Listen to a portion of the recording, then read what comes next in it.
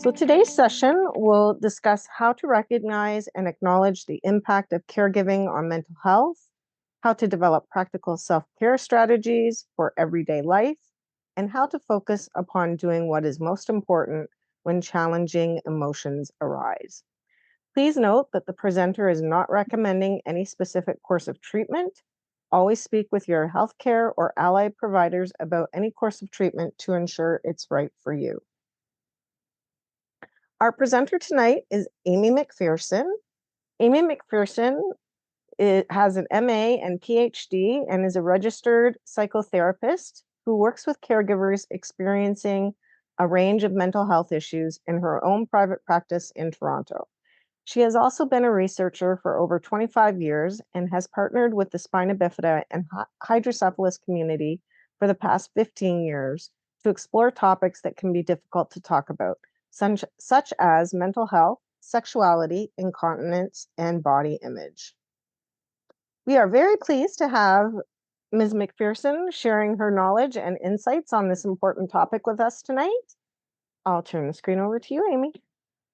Thanks so much, Shauna, and thank you everyone for the organizations for inviting me today.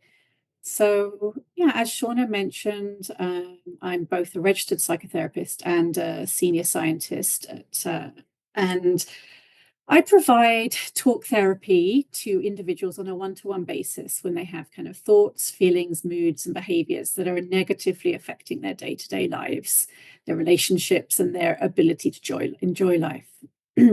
I do not diagnose mental illnesses and I do not prescribe medications. So some people, it's very confusing, psychiatrists and psychologists and psychotherapists. So that's what I do as a psychotherapist.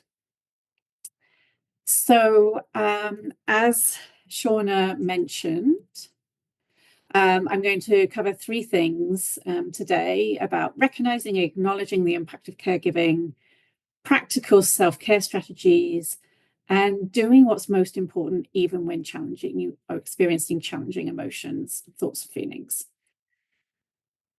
So this webinar won't tell you just to think positive. Tell you that everything's going to be okay, although it probably will be. Suggest there's an easy solution. I'm not going to try and tell you how to get rid of your anxiety or distress or ways to distract yourself. But what it will hopefully provide is some information about why we have difficult thoughts and feelings, giving you strategies to help cope more effectively when you feel anxious or upset, and to suggest ways for you to think about how you actually want to live your life, given all of your kind of commitments. My notes are disappearing every time I advance a slide. There we go. Okay, so let's jump right in. So why is caregiver wellness so important?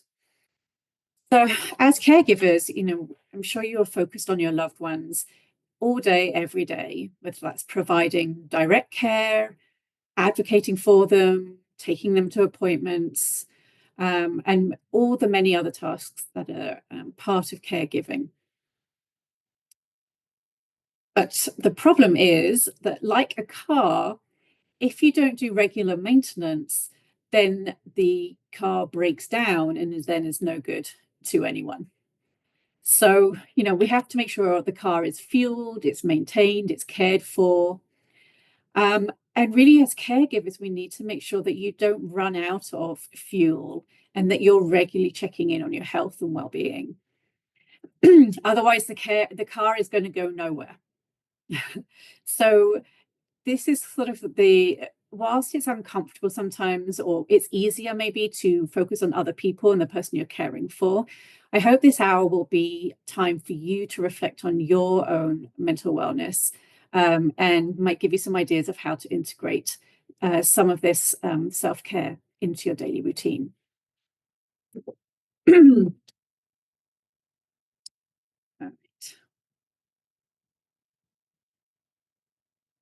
So research shows, well, I guess actually I want to start off with a caveat, I guess, that your child or loved one, at no point am I going to suggest that your child or your loved one is a burden.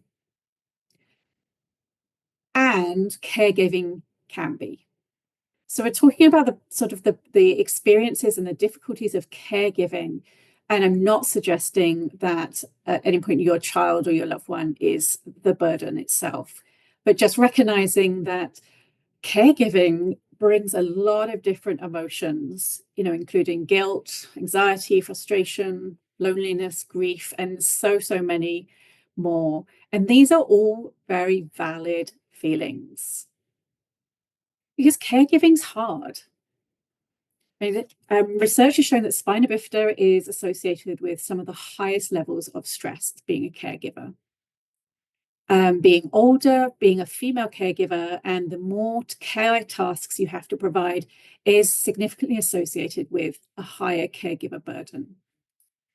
So I want to just acknowledge that this is a really hard job that you are all doing, and I'm sure most of you are doing it very willingly, but it can lead to burnout over time. There's an increased risk of depression and anxiety from the constant worry and exhaustion. I'm sure it strains on relationships and your personal life. Often a lot of things get sacrificed. And over time, it can lead to burnout as well. So that compassion fatigue, where caregivers just feel completely depleted, detached. And it's really common when emotional reserves are drained. So whilst these are all valid, very typical, it doesn't mean that poor mental wellness is inevitable. And so that's what we're going to talk about today, how we can be proactive about our mental well-being before we get to the point of burnout, compassion fatigue, and just sort of collapsing because we can't take any more. I'll give you a little history lesson, history of the brain here. So here are caveman ancestors. Life was pretty dangerous for them. Their minds had to constantly be scanning for things that might hurt or harm them. And if that cave person's mind wasn't good at predicting or spotting or avoiding danger, that was going to be the end. And so the default setting of the caveman mind was safety first. And now in the modern world, many years later, we have inherited the same mind. So the problem with that is our modern minds are constantly warning us of things that might hurt or harm us. And today that looks like worrying, predicting the worst, avoiding things that scare you, anxiety in all its different forms. But when your mind starts doing this kind of very unhelpful stuff, it's actually not defective or abnormal. It's actually trying to make your life safer. It's simply doing the job that it's evolved to do, trying to keep you safe and save you from pain. Now, having said that, often it isn't very helpful. And I want to go through some different ways that our mind tries in its best intention to help us, but that might be getting in the way of our mental wellness, and see if any of these kind of resonate with you. So overgeneralization is what we call like a cognitive distortion. So when we do that, we make broad or very generalized conclusions based on a single event or a small number event. So it creates an overly pessimistic view of situation. And usually we use things like always, never, every to describe a situation that is way more complicated and kind of nuanced. So, for example, like, this therapy didn't work for my child, so nothing's ever gonna help. Catastrophizing is where we assume the worst possible outcome or exaggerates the potential consequences of a situation. I have a client the other day who said, I really need to take the afternoon off work. But then I was really worried that they would fire me and then we would lose the house and then we wouldn't have anywhere to live. So this real catastrophizing of then the worst possible situation. And this causes a lot of worry, obviously. It can be really self-defeating because it leads to so much anxiety and stress and avoidance behavior. Mind reading is obviously, as it sounds, when we assume that we know what other people are thinking. So often we jump to negative conclusions without a lot of evidence. So it's kind of like, oh, my friend hasn't called me back or texted me back. That must mean that she's mad at me. And this often leads to more misunderstandings and assumptions, and can impact relationships because of these assumptions, rather than thinking, sort of assuming positive intent, because it often relays kind of our sort of insecurity and so on. So here we have, other parents must think I'm failing because my child's not kind of progressing as well as other people. And then the black and white thinking, which I see so often, I think this might be actually one of the most common ones I see, is that all or nothing thinking. So where we see things in terms of extremes, right, with no middle ground or shades of gray. So it keeps people with very rigid perspectives. So something is either completely good or completely bad, perfect or failure. It's that, if I get 99, well, why wasn't it 100? And that can lead to like really unrealistic expectations of ourselves a lot of the time, and others. A lot of that inner critic comes out. It's very hard to bounce back from setbacks, because it's very hard to sort of think beyond, what you're sort of dealing with there and then. So, if I make one mistake in my child's care, I'm a terrible parent, for example. Some more thinking tracks. So it's really like getting into these. Personalization. So taking responsibility for things that really are not within your control. So, for example, seeing about if my child, when I say child, it could be, my my partner, my love, whoever it is, my friend, if they're unhappy, then it's my fault. Right. So really taking things that sort of that you really sort of are in charge of how they're feeling. And that turns into a lot of kind of often people pleasing that I see, but also just feeling like very stressed and anxious about that. We've got to make sure everyone's all right at all times, because if not, it says something about us. And 9 times out of 10, we're not that important. We don't actually have that much control, but it feels like we do. Right? We have this emotional reasoning. So, if I feel something's a negative emotion, then that's proof that something's true. Or, feel it in my gut, or I just know something's wrong. And, whilst, okay, I'm not going to say that never happens, but it rarely happens to the extent that we do it. So, if I feel anxious about my child's future, then it must mean that things are going badly. And then the shoulds. Oh, this is the other one. Black and white thinking and shoulds are the two biggest things. And this is really unrealistic expectations of ourselves.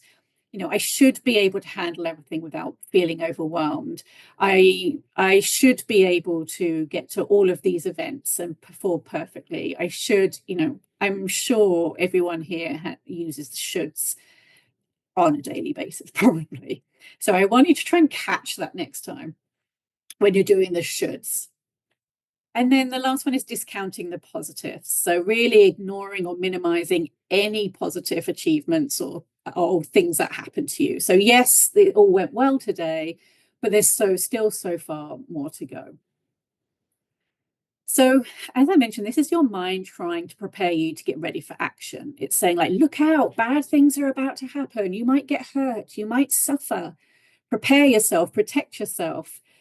And we have to sort of say, well, thanks, brain, but actually, this isn't helpful. So the first thing is to recognize when we're doing some of these things. And I would really suggest that kind of for all of us, and I'll come back to this in a bit later, we try and catch ourselves when we're doing these things, because thoughts impact feelings. Our thoughts can really impact and create and amplify our negative feelings. And then they affect our actions. Whether that's us withdrawing, no longer trying, having an argument with someone, really creates a lot of anxiety and fear, reduces self-esteem, increases hopelessness, and can cause misunderstandings. And so I'm telling you this not to sort of say, here are all the things that ways our thinking goes wrong, but just for us to be cognizant of what sort of stories are we telling ourselves when we have these negative, these kind of thinking traps. But what if we treated all of these thoughts and feelings as being okay? It's understandable to feel sadness, guilt, numbness, anxiety, powerlessness. You all have a lot on. The world is a difficult place right now, and your situations, I'm sure, are challenging. But I want to sort of show you that we do have some control. Now, I do not mean that we can control our thoughts and feelings. I don't believe that in my approach to therapy. But what we can control is how we respond to them. So when I say you can't control your thoughts and feelings, if I told you now, don't think about a blue elephant, don't think about a blue elephant, don't think about a blue elephant, I'm going to bet that most of you are now thinking about a blue elephant, even if you tried not to. So that's what I mean. Like, we don't want to struggle with our feelings and try and kind of battle with them. We want to be able to kind of accept them, but then not let them get in the way of us doing what we want to do in life. So here I have this thing that we can't control what's on the TV, but we can control which channel we want to watch or which program we want to watch.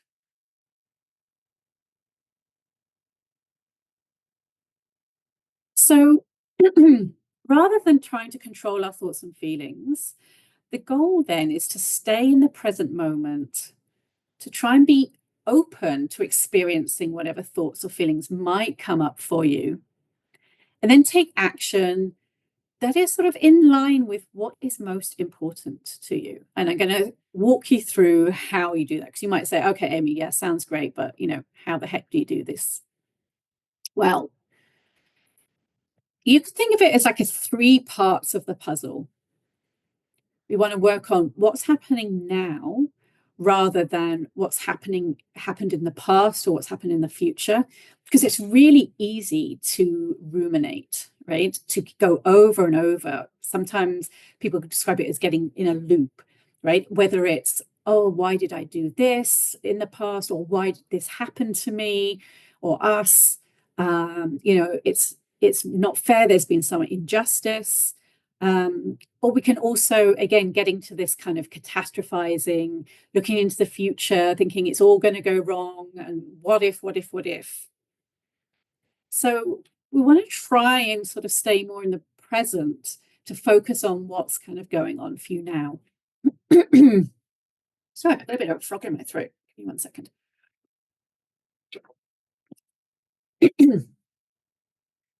So the other one is about being open. And by being open, I mean like being open to just a range of thoughts and feelings, positive, negative, whatever they happen to be.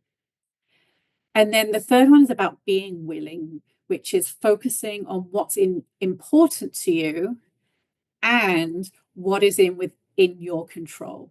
That's the tricky bit. So I'm going to walk you through these 3 different parts.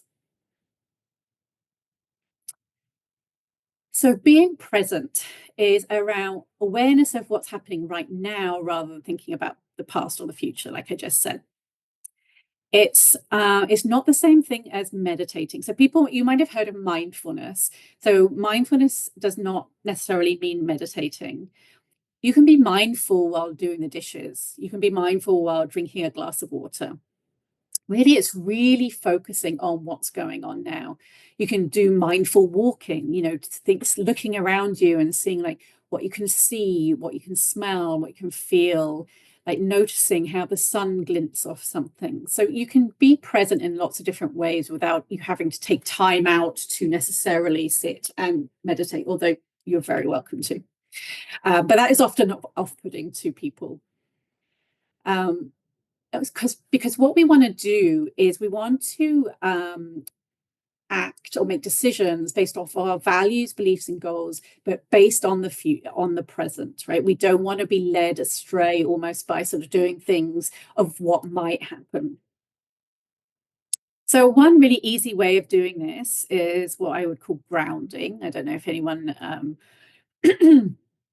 anyone has heard of this. So you can really, all it is if you find yourself sort of spiraling out or getting stuck in the past or stuck in the future, a really easy way of just becoming present is just to kind of go and say, okay, what are 3 things you can see? You might say, I can see a light, I can see my screen, I can see my mouse. And then 3 things you can feel. So like I can feel my desk, I can feel my chair, I can feel my earbuds. And then move 3 body parts, whether that's your arm, if you want to stretch, you're welcome to stretch with me. Whatever you have access to in your body parts.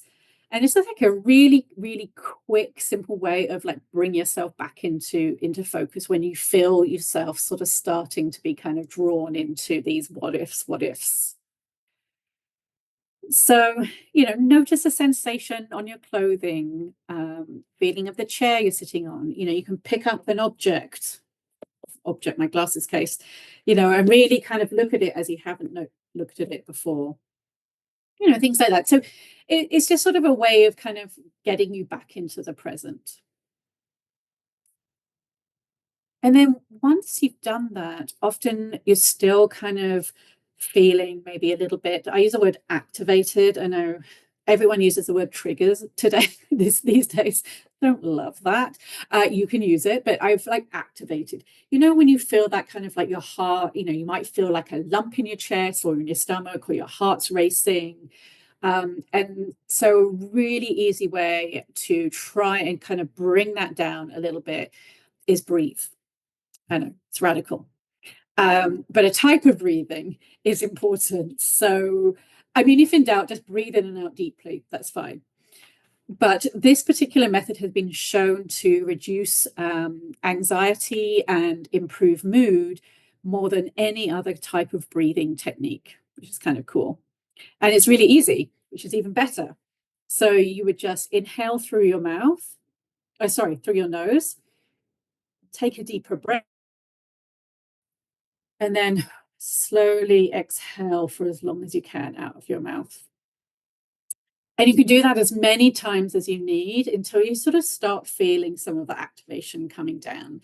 So that might be your partner being annoying, it might be your kid who's like speaking back to you, or whatever, that you can't get a healthcare appointment for love nor money, whatever it is that's sort of making you feel quite activated. Just doing this brings that, it actually acts on the nervous system when you're so overwhelmed you can't think logically. So actually, I guess I should have switched these slides around, because what you can do is breathe first, and then when you come down, you're like, oh, what was that thing Amy said? And you say 3, 3, 3. Okay, now I'm going to do 3 things I can see, 3 things I can feel, move 3 body parts. So this is just like a really kind of simple way of bringing things down to something that's like really super practical and can help you in the moment. All right. So being open involves being basically willing to feel our thoughts and feelings. Now, as humans, we've become really good at avoiding any kind of difficult thoughts and feelings. So, whether that's working too much, whether that's scrolling on social media for hours, I really have to get over, I need a solution for over scrolling, whether it's shopping too much, online shopping, drinking, whatever it is. We have found many ways that distract us and help us suppress our feelings. But the issue is that, if you try and push a ball, like a beach ball, underwater, it will always come back up. And it takes so much energy trying to keep that ball underwater that we use our energy up on that, and actually not what we want to be doing in our life and what's important to us. So, and it often comes up really at the most inconvenient time as well. So being kind to yourself and trying to manage some of these really intense feelings is really important. We want to reduce the control that these thoughts and feelings have over our behavior and emotions rather than kind of getting rid of them completely. And I know we don't want them. I get it. It's not nice feeling anxious, being worried about something, being scared about something. But what is a better use of our energy is on the important stuff in our life and not spending it trying to put it, as I say to my clients, shut it in the vault, because that only works for so long.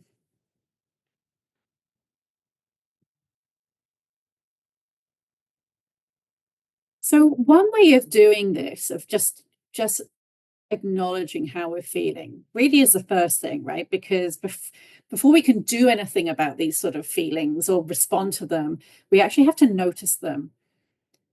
And so many are we're just so automatic these days, right? We're on autopilot. So noticing and naming is where you just watch, observe, and just put a label on your thoughts, feelings, physical sensations, whatever it is that's going on, but without judgment. That's the hard bit. So you're just acknowledging it, that it's there. And even doing that sometimes can reduce its intensity or the tendency for you to act impulsively. We all do that. Oh, I feel bad. And it's like a knee-jerk reaction. Right? So it could be just saying, like, I'm having the thought that,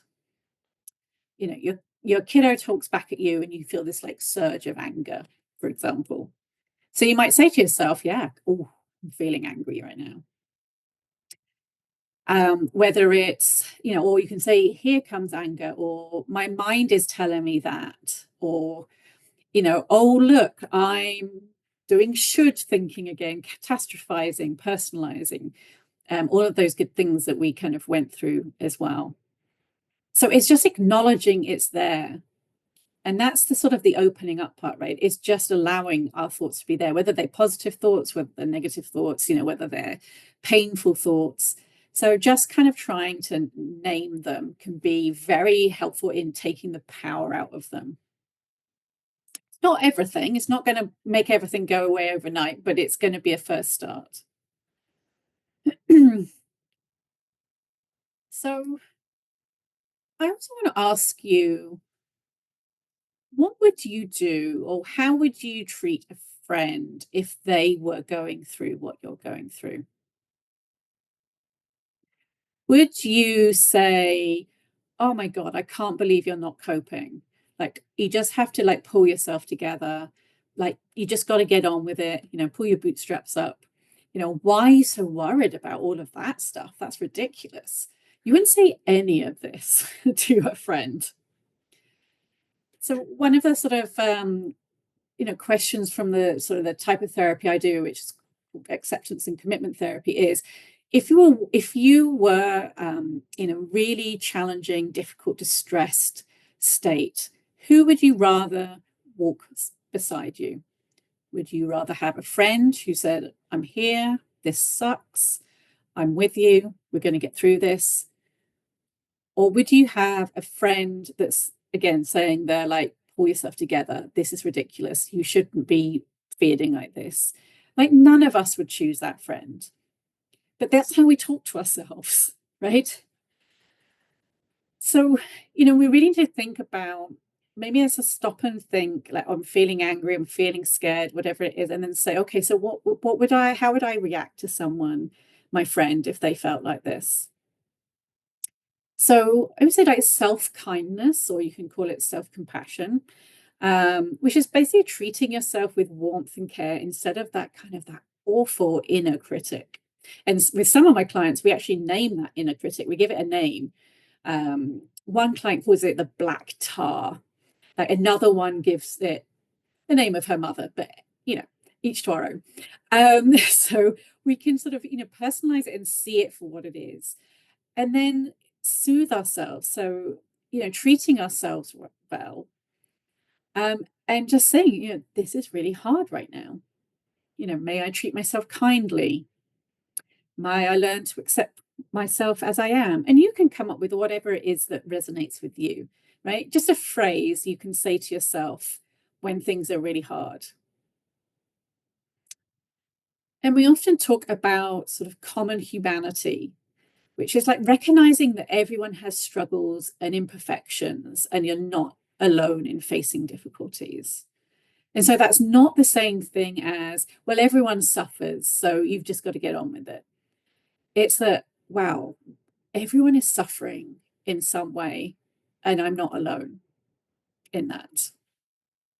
And that can be quite powerful as well, because it's really hard. It feels really lonely, right? Caregiving feels really lonely. Feeling distressed and upset and worried about things often feels very lonely. And so reminding ourselves that there are many other people that are struggling as well and have the same imperfections as you do, because we're all imperfect. We're all perfectly imperfect. Maybe that could be your line. I am perfectly imperfect. Just to sort of reduce, again, the power of those difficult feelings. So, if you experience a setback, so like maybe you miss an appointment, instead of berating yourself and not meeting these high expectations, maybe you could sort of say, it's okay, you're doing your best. Everyone makes mistakes. Or even, this is a sign that I need to slow down. Or whatever it is for you. Right? And that might involve asking for help and recognizing that it's okay that you need support and to ask for it without feeling guilty.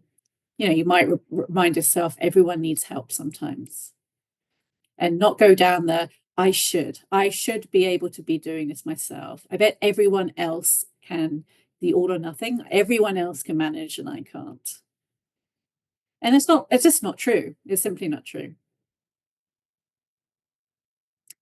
So what I like to do is to like create a list, and I mean like in your phone, on a notepad, whatever it is, of things you can do when you need to self-soothe. These are just ones that came up, but I'm sure you could also add them. And maybe you can put in the chat. Why don't you put in the chat some things that you would put on a self-soothing list for you? And there's no judgment whatsoever. I mean, often we sort of talk about like comfort eating, and I have actually no problem with eating to give ourselves comfort. We eat for many reasons other than just pure nutrition. And it's a problem. It's only a problem when that's your only coping strategy or your only way of self-soothing. So we want to try and kind of have a whole range of them, so that at different situations, we can call on them when we need to. And it might be like we have a whole like smorgasbord here of different ideas. If you can kind of create that for yourself, when you can't think, when your brain is going, and you just look at it and go, okay, this is what I'm going to do. So maybe, put in the chat what is going to be on your list of self-soothing things. And even just physical gestures of comfort. So you might place a hand over your heart just for a few minutes and breathe. You might give yourself sort of a hug, or like a butterfly hug, just as a way of self-soothing. It's so personal, right? So maybe try and come up with something that would feel really good for you. Maybe it's like, now it's getting colder, like a really lovely fleecy blanket, or something you can wrap yourself in at night.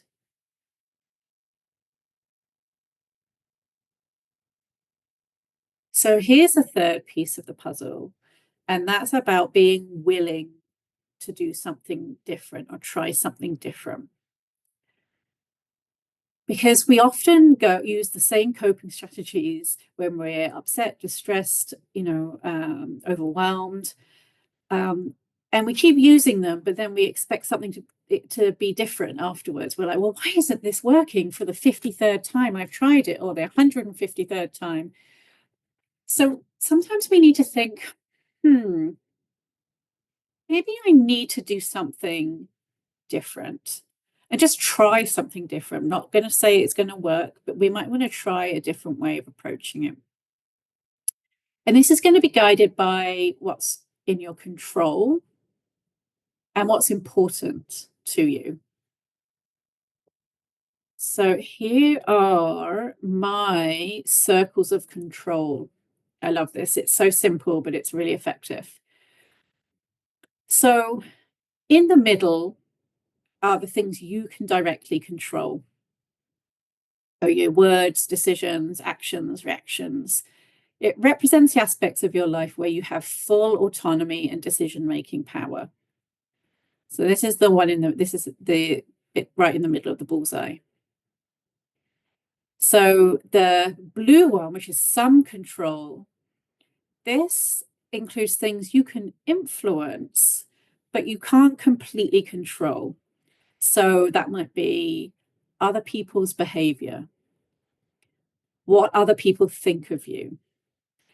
Like if you're a really argumentative and unpleasant person, people are probably not going to like you that much. But there is a limit to how much you can influence what people. At the end of the day, you can't really control other people's thoughts of you or perceptions of you, right? So in this blue circle, we're saying while you can't directly dictate outcomes, you can shape them through your actions and words and decisions. But we have to recognize that it's not entirely kind of within our control. Now, the outside ring is things you cannot control or influence, really, in any way. So, world events, government decisions, natural disasters, TTC, there are so many in these that are beyond our scope of influence or impact. But that's often where we put a lot of our frustration and stress, right, on those things. Like, what am I going to do if the TTC is late? Oh my God, what if? And I mean, these are, again, like the world is a strange place right now. These are sort of, it's completely fine to be upset, sad, shocked, frustrated at things happening in the world.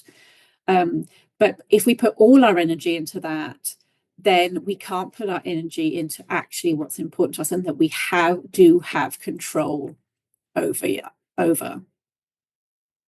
So I tried to come up with some examples here of things that might, so, like kind of government funding policies, whether someone's shunt, functions, wait times for appointments, the type of spina bifida that your loved one has, societal attitudes. I mean, you can advocate, but ultimately, at a societal level, it's very difficult. And this is, I'm not saying these aren't distressing, but they're just not what we can, if we put all of our efforts into, we still can't control them. So in the middle, we might be able to influence, we might be able to do some advocacy, maybe in your kiddo's school. You can't really control people's opinions of your parenting, but, the way you talk to your kid and whatever, it has to be sort of according to what you want, but then also, what people in your environment perceive as well. Building a support network. I mean, in some areas, there aren't people, but, get online and like find that support network. So again, it's not saying that this is easy. This is just sort of things that we can do, but we don't have, the ultimate control over. But these are the things in the middle that we do have control over. So our sleep hygiene, our self-care, informing us so we can make informed decisions, routines, responses to our thoughts and feelings, whether we show ourselves self-compassion, whether we use our emotional regulation skills. So this is where if we focus our energy on this, it's likely to have a much bigger impact on our day-to-day lives than if we're putting all our energy into this outside ring.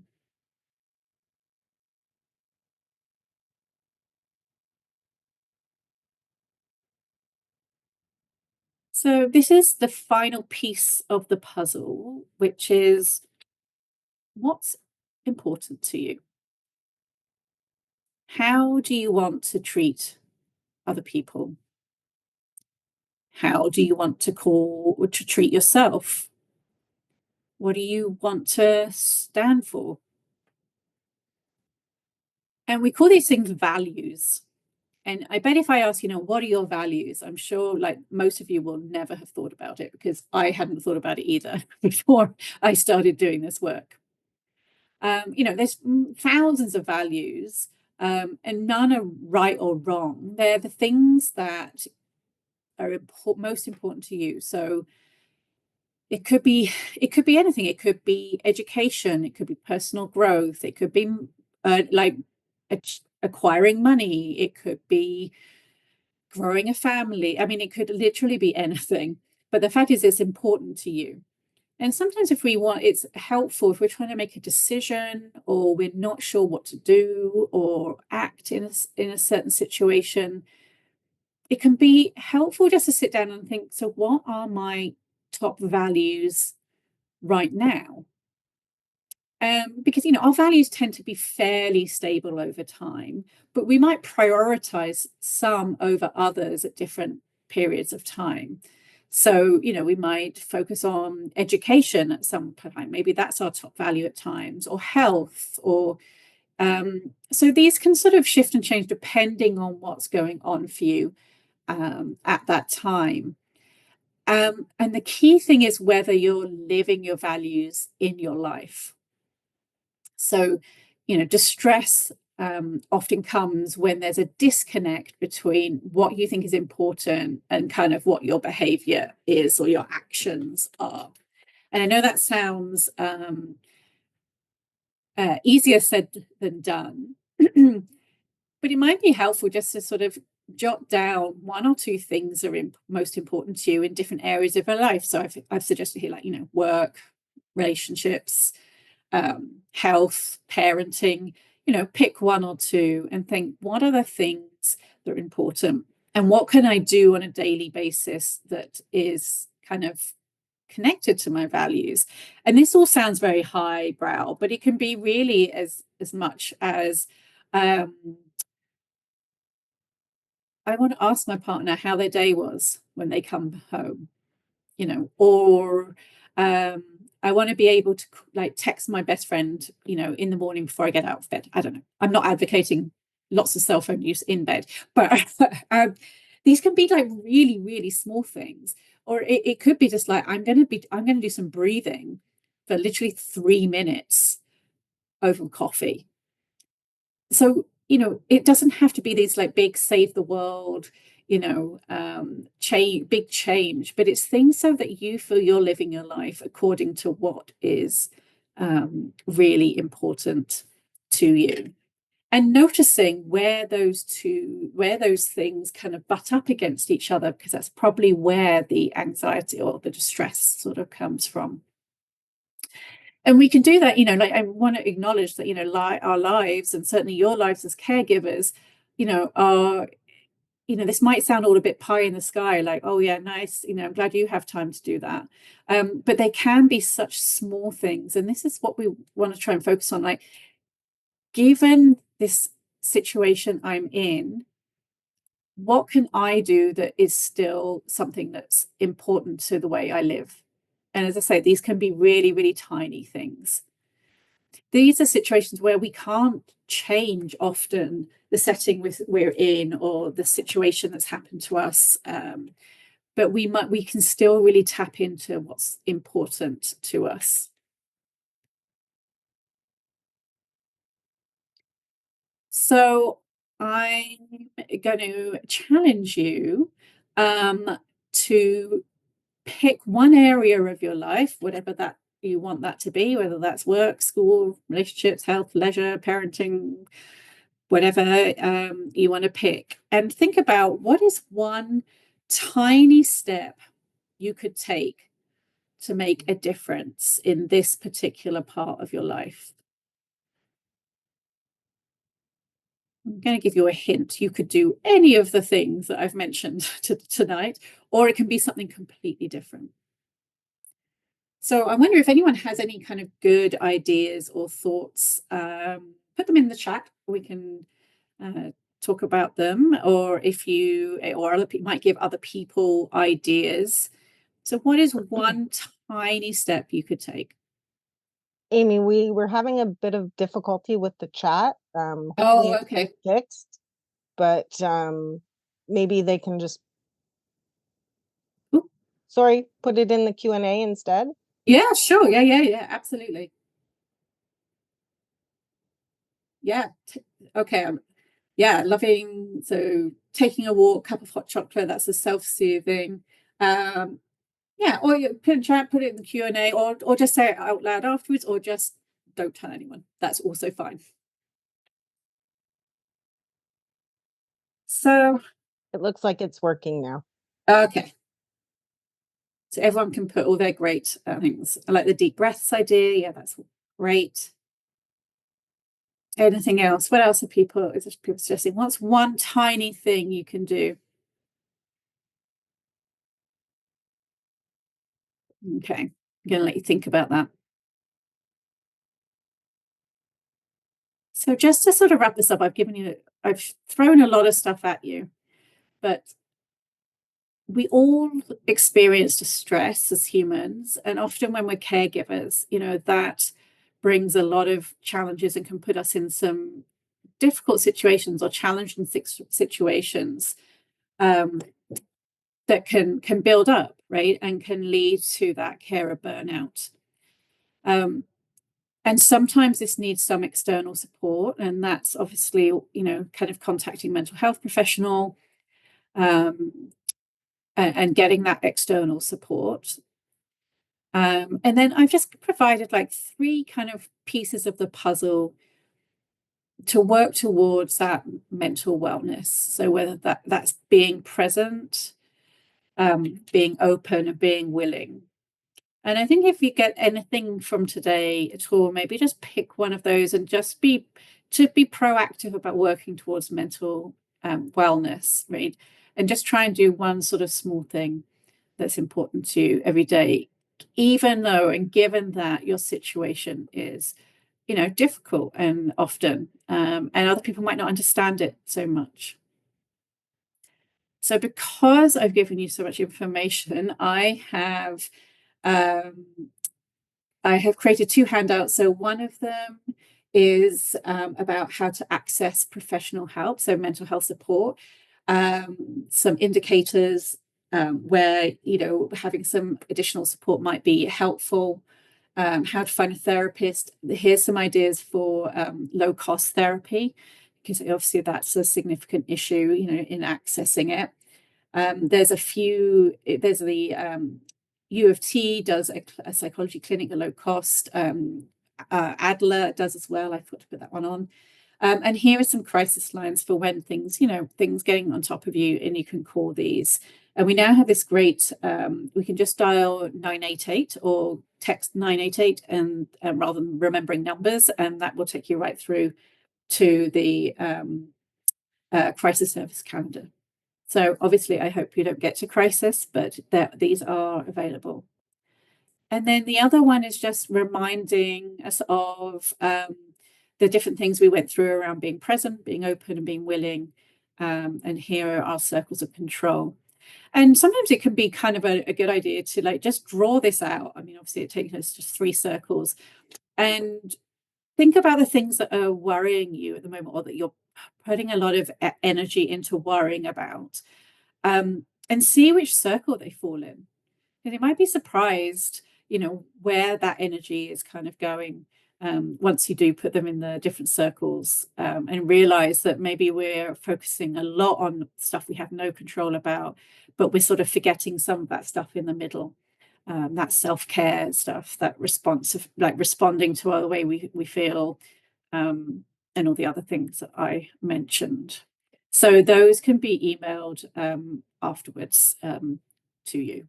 So that's your whistle-stop tour through mental wellness for caregivers. I hope there's something that's resonated there.